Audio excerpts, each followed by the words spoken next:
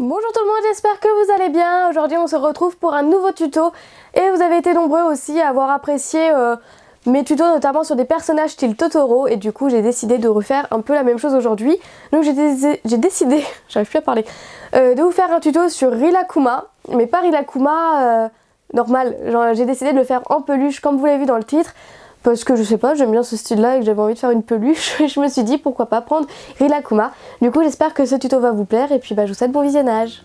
Du coup pour ce tuto j'ai utilisé du noir, du blanc, du bleu menthe. Je vais utiliser du caramel, du vanille en effect et aussi de la couleur corail en cernite. Je la trouve trop belle. En outil j'ai utilisé des lames, un scalpel, aussi un dotting tool pour faire les yeux, une aiguille, un pinceau en bois au silicone, un cure-dent. Je vais aussi utiliser une brosse à dents et un piton pour pouvoir l'accrocher.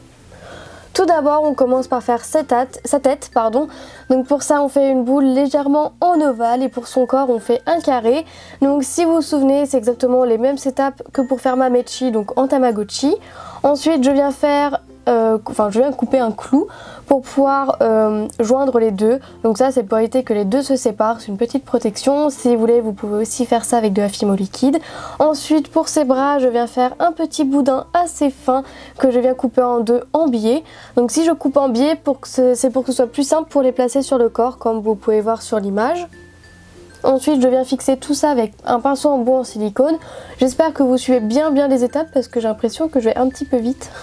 Voilà, dites-le moi si vous trouvez que c'est un petit peu trop rapide pour que je me rattrape sur les prochains tutos. Ensuite pour les jambes, je viens faire un autre petit boudin, mais cette fois un petit peu plus épais que je viens couper en deux bien droit. Et ça c'est pour faire les jambes. Donc voilà, je viens les placer aux endroits des jambes et je viens aussi fixer avec mon pinceau en bois en silicone. Ensuite on va passer aux oreilles, donc pour ça je vais faire deux boules assez grosses de la même taille et je viens faire aussi deux boules mais plus petites en vanille que je viens écraser au doigt. Et ensuite je viens les placer sur les boules en caramel, comme vous voyez sur l'image. Ensuite je viens préparer les trous avec un clou. Voilà, et je viens mettre le clou dans l'oreille et placer au bon endroit. Donc si je fais ça c'est pareil que pour le corps, c'est pour pas que ça bouge après la cuisson. Donc voilà, votre base de corps est terminée. Donc ensuite pour rajouter un peu plus de relief et tout ça, je viens faire le ventre de Rilakkuma. Donc pour ça je vais faire un boudin blanc que j'aplatis au doigt assez épais. Et là je viens couper pour avoir un bord droit. Et je viens placer sur le ventre de Rilakkuma. Ensuite on va faire pareil pour son museau, donc je vais prendre un petit boudin blanc que je viens aplatir au doigt et placer au niveau du museau.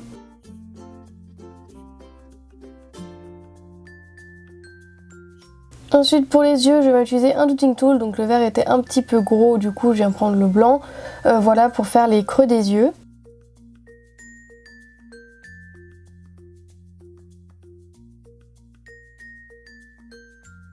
Après on va continuer le museau, donc là vous faites dans l'ordre que vous voulez, hein. Moi j'ai fait dans tous les ordres. Voilà, je vais faire deux boudins très fins que je viens placer, comme vous voyez sur l'image en fait, je saurais pas trop comment vous dire. Et après pour les yeux je vais faire une boule de la même taille noire et une autre bleue. Après j'ai pris bleu mais vous pouvez prendre la couleur de votre choix. En fait c'est pour faire comme s'il avait perdu un œil et qu'on avait remplacé par un bouton. Voilà, en gros c'est comme pour faire un bouton, donc c'est pour ça, peu importe la couleur, vous prenez celle de votre choix. Et le noir, c'est l'œil qui n'est pas parti. C'est pour donner un aspect un peu plus peluche. Et ensuite, j'avais pas terminé le museau, je vais faire une boule toute petite pour joindre les deux boudins très fins qu'on avait fait avant. De toute façon, vous voyez par l'image, comme je vous l'ai dit, j'ai fait ça dans tous les ordres. Ensuite, pour le bouton, j'ai mis un trou d'aiguille, j'ai mis un clou. Et là, je viens faire les coutures au cure-dent. Vous les faites où vous voulez, il n'y a pas de règles. Voilà, vous les faites vraiment comme bon me semble. J'en ai fait sur les jambes et sur les bras. Et là, je viens faire le contour du ventre. Et je vais venir faire la même chose aux oreilles. Donc ça, c'est vraiment pour faire l'aspect peluche, hein. Si vous voulez faire un Rilakkuma plutôt réaliste, vous faites pas comme ça, hein. Voilà, et ensuite, pour accentuer encore plus le côté peluche abîmé, je viens prendre du corail. Donc là, c'est pareil, vous prenez aussi la couleur que vous voulez. Et voilà, je vais faire comme un bout de tissu un peu déchiré.